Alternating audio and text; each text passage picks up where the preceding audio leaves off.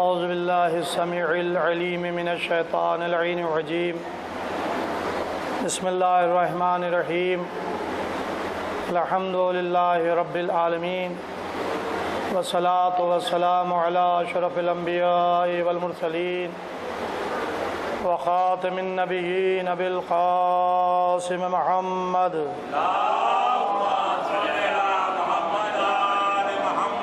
وعلى أهل بيته طيبين الطاهرين المعصومين ولعنة الله على أعدائهم أجمعين أما بعد فقد قال سبحانه تبارك وتعالى في قرآن مجيد والفرقان الحميد وهو أصدق الصادقين وقوله الحق بسم الله الرحمن الرحيم ان الدین عند اللہ الاسلام صلوات محمد وعلیہ عزیزوں، عشر محرم کی آج یکم محرم کی یہ مجلس ہے۔ یہاں پر درگاہ حضرت عباس علیہ السلام میں 29 تاریخ یا چاند نہیں ہوتا ہے تو 30 تاریخ سے عشرہ مجالس کا سلسلہ شروع ہو جاتا ہے جو مرحوم بشارت مہندی صاحب نے قائم کیا تھا، اور سن 1998 سے یہ خدمت میں انجام دے رہا ہوں۔ اس سے پہلے دوسرے ذاکر پڑھتے تھے، لیکن سن 98 سے لے کر اب تک یہ سلسلہ الحمدللہ قائم ہے۔ 25واں سال یہ محرم کا شروع ہوا ہے۔ طبیعت کی علالت کی وجہ سے جو حق ہے مجلس کا وہ ادا نہیں کر پا رہا ہوں۔ میں آپ کی خدمت میں آیا ہوں قرآن مجید کے سورہ آل عمران کی 19 نمبر آیت کا ایک ٹکڑا، جسے میں نے تلاوت کیا ہے اور اس عشرہ مجالس کا عنوان بیان قرار دیا ہے کہ اللہ کے نزدیک پسندیدہ دین جو ہے وہ اسلام ہے۔ قرآن کی آیت ہی یہ کہہ رہی ہے ان الدین عند اللہ الاسلام، یقیناً بے شک اللہ کے نزدیک دین اسلام ہے۔ اب ظاہر ہے کہ ادیان اس وقت تھے، ادیان کا وجود تھا، اور ان ادیانوں میں اللہ کی طرف سے جس دین کو پسند کیا گیا وہ دین اسلام ہے۔ اللہ نے قرآن میں اپنی پسندیدگی کا اعلان کیا۔ قرآن کلام الہی، اللہ کا کلام، جس میں کوئی شک و شبہ نہیں ہے۔ قرآن کلام الہی ہے، اور کلام الہی میں اللہ نے اپنی پسندیدگی کا اعلان کیا ہے۔ اللہ کون ہے، کیسے پہچانا جائے؟ ظاہر ہے کہ یہاں پر تصورات مختلف ہیں، لوگوں کے ذہنوں میں معبود مختلف ہیں، تو اب اللہ کو پہچاننے کا سب سے اہم ذریعہ جو ہے وہ خود قرآن مجید ہے، جس میں اللہ نے خود اپنا تعارف کرایا ہے۔ مجھے زیادہ دیر گفتگو نہیں کرنا ہے، بس ایک آیت کی طرف نشاندہی کرنا ہے۔ سورہ تلکا رسول میں تیسرے پارے میں ارشاد ہو رہا ہے، جسے ہم آیت الکرسی کہتے ہیں۔ اللہ لا الہ الا ھو الحی القیوم لا تأخذہ سنۃ ولا نوم۔ اب یہ اللہ خود اپنا تعارف کرا رہا ہے۔ اللہ لا الہ الا ھو نہیں ہے کوئی خدا سوائے اللہ کے، هو الحی القیوم، جو حی ہے، زندہ ہے، قیوم نظام کائنات کو چلا رہا ہے، لا تاخذہ سنۃ ولا نوم، اس کو نہ اونگ آتی ہے اور نہ اسے نیند آتی ہے۔ اب یہ ظاہر ہے کہ اللہ نے اس آیہ کریمہ کے ذریعے سے مختصر سا تعارف کرا دیا اور اپنے اوصاف بیان کر دیے۔ پہلی تو بات یہ کہ اللہ نہیں ہے سوائے وحدہ لا شریک، کوئی الہ نہیں ہے، کوئی معبود نہیں ہے، اور وہ اللہ حی القیوم ہے، زندہ ہے اور نظام کائنات کو چلانے والا ہے۔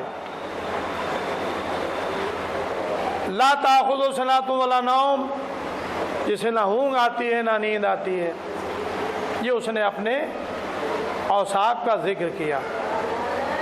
تو اب اللہ کو آپ پہچانے کہ وہ حی بھی ہے، وہ قیوم بھی ہے، اسے نہ اونگ آتی نہ نیند آتی ہے۔ اس سلسلے میں مولانا فرمان علی صاحب قبلہ علی اللہ مقامہ نے جو تفسیر میں حاشیہ لکھا ہے، اس میں حضرت محمد مصطفیٰ صلی اللہ علیہ وآلہ وسلم یہ حدیث سے کو کوٹ کیا ہے کہ پیغمبر اسلام نے ارشاد فرمایا کہ جناب موسیٰ علیہ السلام کے دور میں جناب موسیٰ کی امت نے سوال کیا، اے موسیٰ کیا تمہارا خدا سوتا نہیں ہے؟ اب ظاہر ہے کہ جناب موسیٰ کی امت جناب موسیٰ سے سوال کر رہی ہے کہ کیا تمہارا خدا سوتا نہیں ہے؟ جناب موسیٰ کیا جواب دیں؟ کہا کہ پروردگار تو دیکھ رہا ہے کہ ہماری امت کیسے کیسے سوال کر رہی ہے۔ کہا کہ میں جواب دوں گا۔ وقت گزرا، رات آئی، ایک فرشتے کا بھیجا، حکم ہوا اے موسیٰ آج کی رات سونا نہیں۔ اب ظاہر ہے کہ حکم خدا ہے، جناب موسیٰ نے رات جاگ کر گزار دی۔ پھر دوسرا دن ہوا، پھر یہ اپنے کاروبار زندگی میں لگ گئے، اپنے فرائض کو انجام دینے لگے۔ پھر رات آئی، پھر حکم خدا ہوا اے موسیٰ آج بھی سونا نہیں۔ حکم خدا کی نافرمانی کا سوال ہی نہیں پیدا ہوتا ایک نبی کے لیے۔ جناب موسیٰ نے پھر رات جاگ کر کے گزار دی۔ اب یہ مسلسل 2 راتیں جناب موسیٰ کی گزر چکی ہیں، رات میں جاگنا اور دن میں اپنے دوسرے امور میں انجام دینا دوسرے امور کو۔ جب تیسری رات آئی تو اب جناب موسیٰ 2 راتوں کے جاگے ہوئے تھے۔ جناب موسیٰ نے جب تیسری رات آئی تو اب جناب موسیٰ کے پاس ایک فرشتے کو اللہ نے بھیجا۔ فرشتہ 2 شیشے لے کر آیا، جناب موسیٰ کو وہ شیشے لا کے دیے۔ ایک نعرہ صلوات۔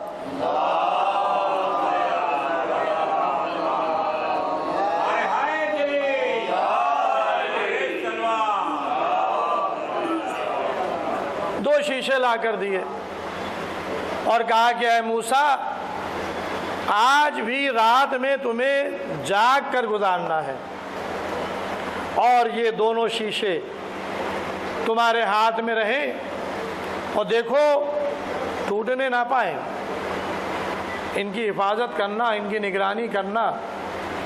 اب ظاہر ہے کہ جناب موسیٰ 2 راتوں کے جاگے ہوئے، دن بھر تھکن، تبلیغ امور میں زندگی دن گزارے، دن کی تھکن، رات کی جاگ۔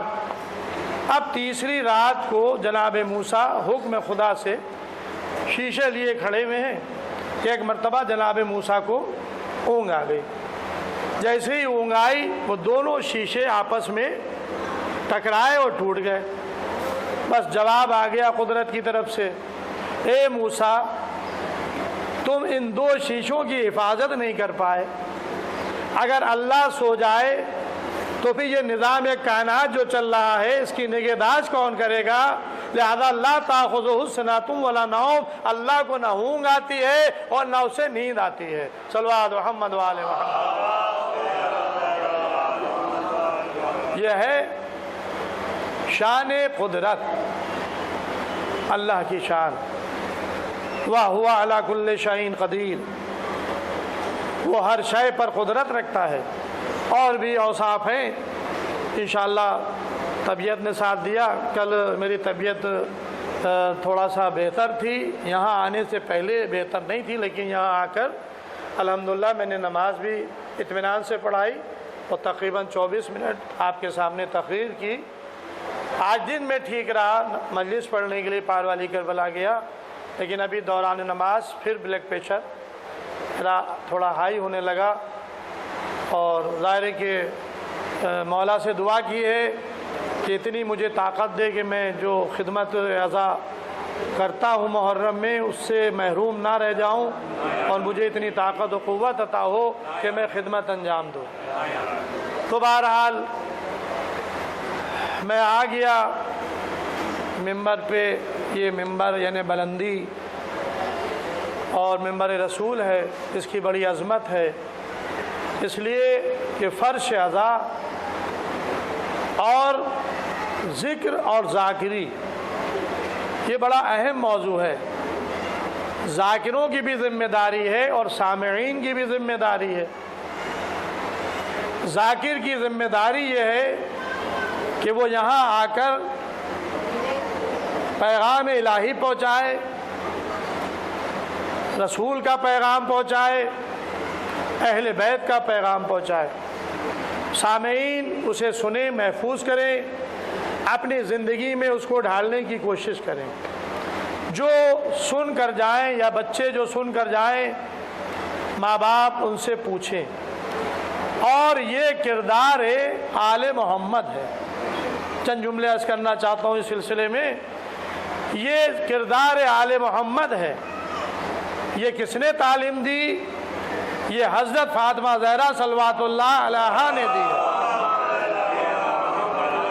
जो सय्यदते निसाइल आलमीन बिज़्ज़तुर रसूल रहमतुल लिल आलमीन की बेटी हैं, खुल्क़ अज़ीम पर फाइज़, ख़ातिमुल अंबिया, मस्जिद में खुतबा दे रहा है, वाज बयान कर रहा है। बेटी अपने दोनों बच्चों को मस्जिद भेजती हैं। दोनों शहजादे हसन हुसैन अलैहिस्सलाम नाना के सामने बैठकर नाना की खिताबत को सुनते हैं, मवाइज़ को सुनते हैं। और जब घर वापस आते हैं तो माँ पूछती है, बेटा तुम्हारे नाना ने क्या बयान किया? इमाम हसन अलैहिस्सलाम, इमाम हुसैन अलैहिस्सलाम अपनी मादरे गिरामी को मेनुअन जो मस्जिद में नाना से सुन के आए थे वो बयान कर देते हैं। जब मौलाए कायनात घर में आते हैं तो जनाब सैयदा फरमाती हैं कि आज मेरे बाबा जान ने ये इरशाद फरमाया था। तो मौला अली कहते हैं कि तुम्हें कैसे मालूम हुआ? तो जनाब सैयदा ने कहा कि मैं अपने बच्चों से अपने बाबा की बातों को सुन लेती हूँ, वो मुझे आकर बता देते हैं। कहा कि अच्छा, कल मैं भी सुनूंगा। हसनैन अलैहिस्सलाम घर में आए। मौला अली खामोशी से घर में आ गए, अपने को छिपा लिया, जाहिर नहीं होने दिया। अब ये मैं रिवायत बयान कर रहा हूँ, तारीख़ी वाक़या बयान कर रहा हूँ। अक़ायद का ताल्लुक़ इस वाक़े से नहीं है। अभी मैं अर्ज़ करूँगा। वाक़या तारीख़ का दोहरा रहा हूँ। मौला अली आए, एक गोशे में छुप गए। हसनैन अलैहिस्सलाम ने आकर अपने मादर गिरामी से अपने नाना की सुनी हुई तकरीर को बयान करना शुरू किया, लेकिन बयान करने में कुछ लुकनत सी पैदा हुई। फ़ौरन पूछा, मादर गिरामी क्या मुझसे बुज़ुर्ग कोई सुन रहा है यहाँ पे और भी? बस हाँ, तुम्हारे बाबा अली सुन रहे हैं। सीने से लगा लिया। अब वाक़या मैंने बयान कर दिया। इसमें दो बातें मैं आपके सामने अर्ज़ करना चाहता हूँ, और ये मैंने इसलिए बयान किया है ताकि आप फर्श अज़ा से उठे तो कुछ ले कर जाएं। बच्चों से अपने बाबा की गुफ्तगू को शहज़ादी सुनती थी। अब मैं एक सवाल करना चाहता हूँ, क्या फातिमा ज़हरा घर में रहकर अपने बाबा की गुफ्तगू का इल्म नहीं रखती थी? अब ये मार्फत वाली बात कह रहा हूँ, इसका ताल्लुक़ किताबों से नहीं है। किताबों में आपको ये सब चीज़ें नहीं मिलेंगी। हाँ, मैं दलील दे सकता हूँ। तो हो सकता है मादी हैसियत से इंसान ये फैसला करे और जवाब दे कि भाई फातिमा ज़हरा घर में थी, रसूल खुदा मस्जिद में होते थे, लाउड स्पीकर भी नहीं था उस ज़माने में। अगर लाउड स्पीकर मस्जिद में लगा होता तो फातिमा ज़हरा घर में रहकर अपने बाबा के खुतबे को सुन लेती। यही एक जवाब है, वरना आवाज़ बाबा की वहाँ से नहीं आ पाएगी। एक ये जवाब हुआ। लेकिन नहीं, मैं कहता हूँ कि फातिमा ज़हरा इसलिए अपने बच्चों से अपने नाना की बातों को सुनती थी ताकि सीरत फातिमा चाहने वालों के सामने आ जाए, और फातिमा ज़हरा के चाहने वाले, अली और फातिमा और हसन हुसैन के जानने चाहने वाले अपने बच्चों को जब ज़िक्र आले मोहम्मद सुनने भेजे या मस्जिदों में मुआज़ा खुतबा सुनने भेजे तो ये दस्तूर बना ले बच्चों से कि जब बच्चे घर में आए तो पूछे कि आज तुम मजलिस में गए थे, क्या सुन के आए? अगर माँ अपने बच्चों से ये सवाल करने लगे तो बच्चों पर ये असर होगा कि वो गौर से मजलिस को सुनेंगे और मेमोरी में फीड कर लेंगे, जहन में महफूज कर लेंगे, इसलिए कि घर में जाकर सुनाना है। तो इससे दोहरा फायदा होगा, एक बच्चों की मेमोरी तेज होगी, उनके मेमोरी में बातें फीट होंगी, और दूसरे ये पैगाम बच्चों के जरिए से घर में माँ बाप को मिलता रहेगा। सल्लल्लाहु मोहम्मद वाले मोहम्मद। ये किरदार सैयदा है, सीरत सैयदा है अपने चाहने वालों के लिए। अब आप इसमें गौर करते रहिएगा। अब मैं जो अकीदतन जवाब दे रहा हूँ वो ये फातिमा ज़हरा इसकी मोहताज नहीं थी कि कोई आकर इनको बताए। ये अब दलील क्या है? दलील ये है, और वो आप हदीस किस्सा को समाअत फरमाते रहते हैं माशाअल्लाह से। हर शब जुमे के दिन आप खुद भी पढ़ते हैं, खुद भी सुनते हैं। क्या सुनते हैं कि फलम्मा तमलना जमीअन तहतल किसा, बस जब हम सब चादर में मुकम्मल हो गए और जमा हो गए। ये कब कहा? जब पंजतन पाक चादर में आ गए। अब इसके बाद जो गुफ्तगू होगी उसका ताल्लुक़ चादर के अंदर से नहीं है, उसका ताल्लुक़ मलाए आला से है। मलाइका के सफ़ों में मलाइका से खुदावंद आलम खिताब कर रहा है, और अभी जिब्राइल अमीन अल्लाह से इजाज़त लेकर ज़मीन पर आए नहीं हैं। फातिमा ज़हरा अल्लाह की उस गुफ्तगू को नक़ल कर रही है जो मलाइका से, फातिमा ज़हरा जो मलाइका से खुदावंद आलम खिताब कर रहा था।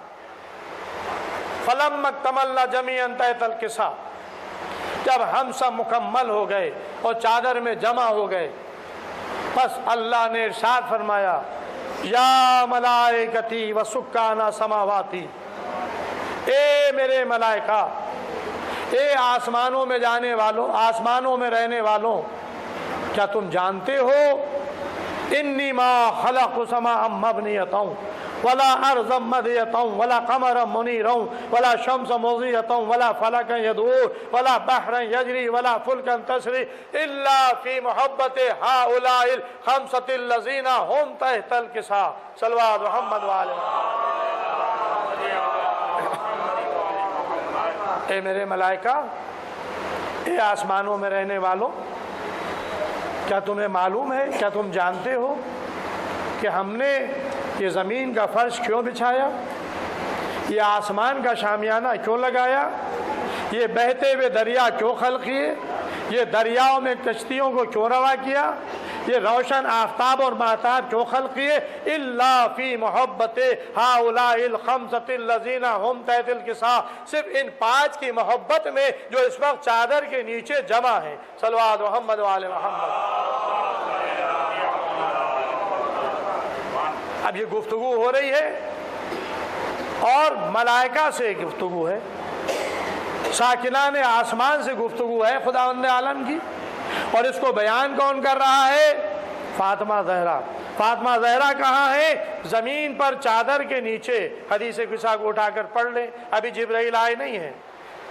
جب خداوند عالم نے اتنی گفتگو ملائکہ سے کر لی تو جبرائیل امین سید ملائکہ نے خداوند عالم سے سوال کیا، یا رب ومن تحت الکساء، اے پروردگار اس چادر کے نیچے کون کون ہیں؟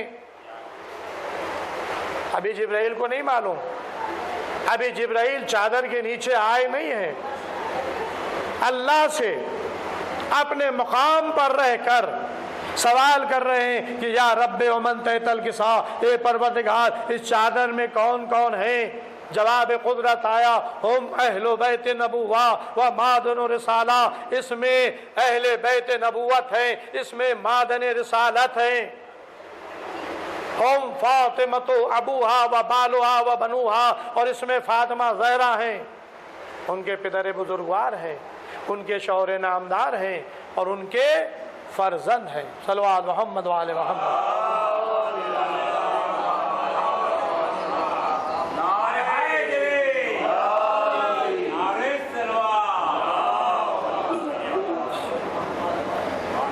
کون نعرے صلوات؟ بس عزیزوں، اب آپ نے سنا، جا کر حدیث قصہ کا مطالعہ کریں اور ان ٹکڑوں کو دیکھیں۔ حدیث قصہ سن لینا اور بات ہے، پڑھ لینا بھی اور بات ہے، لیکن اس میں غور و فکر کرنا، ان ٹکڑوں کو دیکھیں کہ یہ بات کہاں کہی جا رہی ہے، یہ بات کب ہو رہی ہے، یہ کہاں ہو رہی ہے۔ اب خداوند عالم نے جواب دے دیا کہ اس میں ہم اہل بیت نبوہ و معدن رسالہ، ہم فاطمہ ابوہا و بالوہا و بنوہا، یہ سب اللہ نے ملائکہ سے بتا دیا، جبرائیل کو جواب دے دیا۔ تب جبرائیل نے کہا، اے پروردگار کیا مجھے بھی اجازت ہے کہ میں ان کے اندر جا کر ان کے ساتھ جا کر چھٹا بن جاؤں؟ اب اجازت مانگ رہے، یعنی ابھی تک یہاں آئے نہیں ہیں، گفتگو سب ہو رہی ہے وہاں، اور فاطمہ زہرا کی بتائی ہوئی بیان کی ہوئی حدیث قصہ میں یہ سب کلام موجود ہے۔ تو بس میں اس لیے یہ دلیل میں نے آپ کے سامنے پیش کی، فاطمہ زہرا جو زمین پر رہ کر چادر کے نیچے رہ کر ملائکہ کے درمیان میں خداوند عالم کی گفتگو کو سنے اور بیان کرے، تو کیا وہ سیدہ گھر میں رہ کر رسول خدا کی گفتگو کو نہیں سن سکتی ہیں؟ صلوات محمد وآل محمد۔ ظاہر ہے کہ مجھے ابھی اس موضوع پر پڑھنا نہیں تھا، انشاءاللہ ہوا اگر موقع ملا اور طبیعت نے ساتھ دیا تو شب جمعہ کی مجلس میں میں مزید گفتگو پھر اسی موضوع پر اور حدیث قصہ سے متعلق انشاءاللہ کروں گا۔ اور بس یہ بتانا تھا کہ یہ فرش اعضاء کی اہمیت ہے۔ بس ایک بات اور ربط مسائل، چوتھے امام کا کل ذکر ہوا تھا، میں نے عرض کیا تھا کہ ذاکر کا مرتبہ اور سامعین کا مرتبہ کتنا بلند ہے۔ ہم مادی انسان ہیں، ہمیں ہر چیز نظر نہیں آتی، ہم صرف یہ دیکھ رہے ہیں کہ یہاں پر یہ حضرات بیٹھے ہوئے مجلس سن رہے ہیں، کچھ خواتین بیٹھی ہوئی ہیں جو مجلس کو سن رہی ہیں، یہ آواز جہاں تک جا رہی ہے وہ لوگ مجلس کو سن رہے ہیں، ہمارے نالج میں اتنا ہی ہے۔ لیکن اگر ہمارے سامنے سے حجاب ہٹا دیے جائیں تب آپ کو احساس ہوگا کہ یہاں کون کون موجود ہے جو اس مجلس کو سن رہا ہے۔ یہ ہے ذاکر کا مرتبہ، یعنی ممبر پر آنے والا ذاکر ذکر کر رہا ہے اور اس مجلس کو سننے والے کون کون ہیں۔ تو لہٰذا ذاکر کا بھی فریضہ ہے، سامعین کے بھی فرائض ہیں۔ اور بس واقعہ میں ایک بیان کر کے اور مجلس تمام کر رہا ہوں۔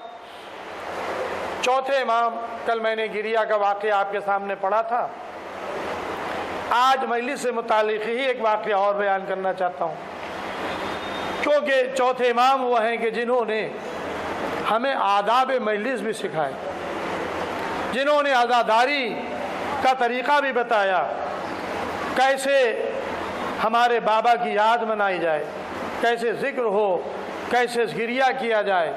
1-2 سال نہیں، تقریباً سن 61 ہجری سے لے کر اور سن 95 ہجری تک، یعنی تقریباً 34 سال چوتھا امام زندہ رہا ہے، لیکن غم کربلا کو فراموش نہیں کیا۔ کتنا گریہ کیا، کتنا گریہ کیا۔ بات آ گئی ہے تو میں روایت کو اور بیان کر دوں۔ پہلے احادیث میں آیا ہے کہ ہمارے چھٹے امام جعفر صادق علیہ السلام نے ارشاد فرمایا کہ 5 لوگ گریہ کرنے والے بہت زیادہ گزرے ہیں، جس میں 3 سابقین میں ہیں اور 2 آخر میں ہیں۔ سابقین میں جناب آدم کا ذکر ہے جو فراق جنت میں گریہ کرتے رہے، اور اتنا گریہ کیا کہ ان کے یہ رخساروں پر نشان بن گئے تھے، جیسے ایک نہر بہتی کوئی، اس طرح سے آنسوؤں کے بہنے سے چہرے پر ان کے نشان بن گئے تھے۔ دوسرے جناب یعقوب علیہ السلام ہیں، تیسرے جناب یوسف علیہ السلام ہیں۔ جناب یعقوب فراق پسر میں گریہ کر رہے تھے، اپنے بیٹی کی جدائی پہ گریہ کر رہے تھے۔ قرآن میں ذکر موجود ہے، اتنا گریہ کیا، اتنا گریہ کیا کہ ان کی آنکھوں کی روشنی جاتی رہی۔ لوگ کہتے تھے، ان کے بیٹے ہی کہتے تھے، کہاں تک روئیے گا بھائی، جبکہ جناب یعقوب کو معلوم تھا کہ میرا بیٹا یوسف مرا نہیں ہے، زندہ ہے۔ جناب یعقوب گریہ کر رہے ہیں، قرآن میں ذکر کہ اتنا روئے کہ آنکھوں کی روشنی جاتی رہی، سر آنکھیں سفید ہو گئی۔ جناب یوسف بھی اپنے باپ کی فراق میں گریہ کرتے تھے۔ چنانچہ روایت میں ہے کہ قید خانے میں جناب یوسف کو جب قید خانے میں زلیخا نے بھجوا دیا ہے عزیز مصر سے جھوٹا الزام لگا کر، تو تقریباً 7 سال جناب یوسف قید خانے میں رہے ہیں۔ تو جناب یوسف اپنے پدر کو یاد کر کے، بابا کو یاد کر کے روتے تھے۔ قیدیوں نے کہا کہ یوسف، یہ آپ کا اتنا گریہ سے ہم لوگوں کو اذیت پہنچتی ہے، آپ ایک وقت معین کر لیں، یا تو دن میں رویا کریں یا رات میں رویا کر لیں۔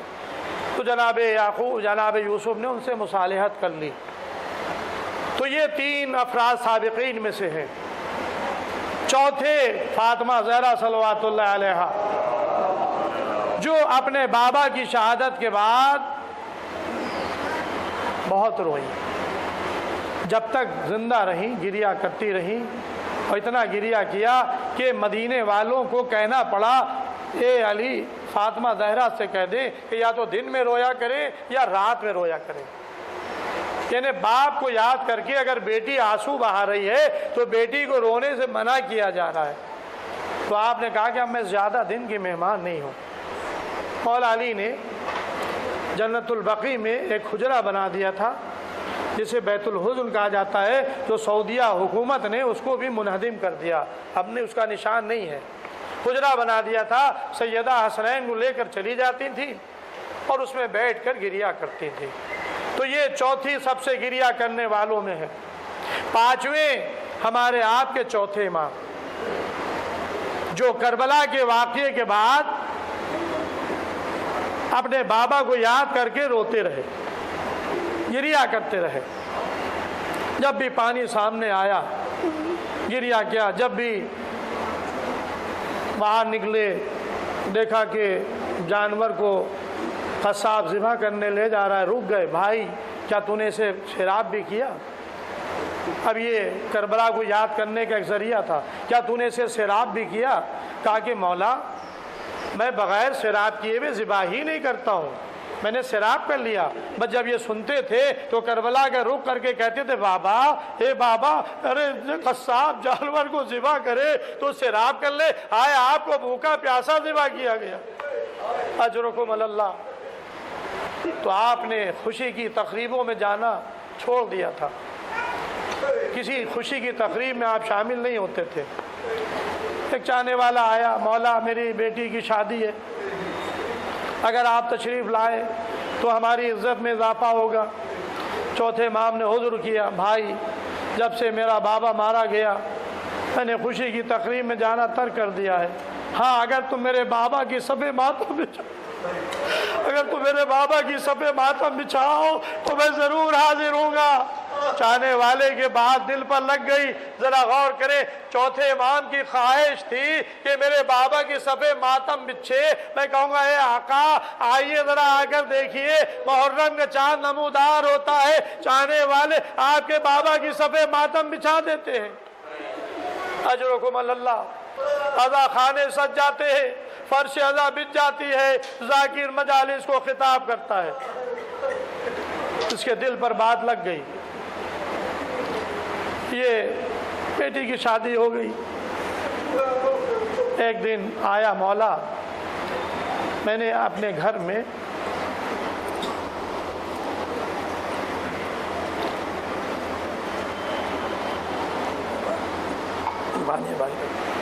ایک آدمی پانی اس میں رکھ دو۔ مولا میں نے اپنے گھر میں آپ کے بابا کی مجلس کا اہتمام کیا ہے، آپ کے بابا کی مجلس کا اہتمام کیا ہے۔ کہا کہ ہاں میں ضرور آؤں گا۔ چوتھے امام پہنچے، فرش ادا پر بیٹھ گئے۔ اس نے امام کے لیے ایک مخصوص جگہ بنائی تھی کہ امام کو وہاں بیٹھا لا۔ ذاکر ممبر پہ گیا، مجلس شروع ہو گئی۔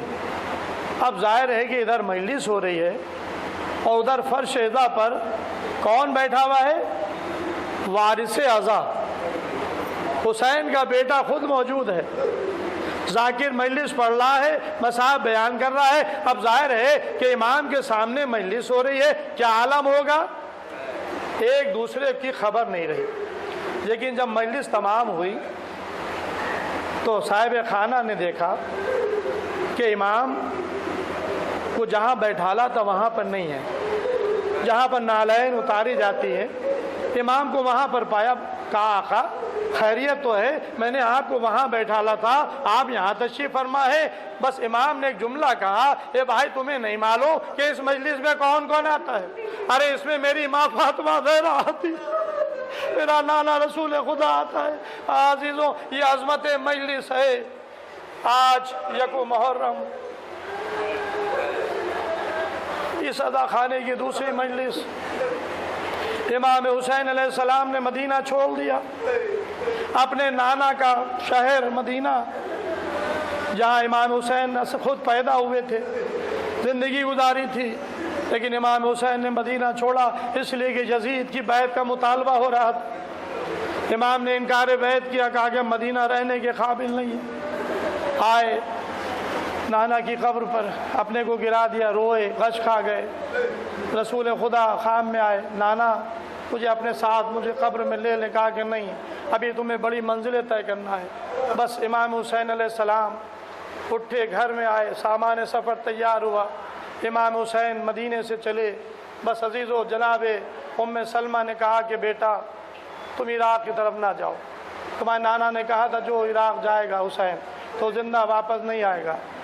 بس عزیزو امام حسین علیہ السلام، بس میں مجلس کو یہیں پر تمام کر رہا ہوں، کربلا میں امام حسین علیہ السلام شہید ہوئے، جناب ام سلمہ کو خبر ہوئی، اور امام حسین علیہ السلام کی شہادت کے بعد جو ام سلمہ جناب صغرا کے گھر آئی تو دیکھا سینے خانہ میں سر کے بالوں کو کھولے ہوئے ہے۔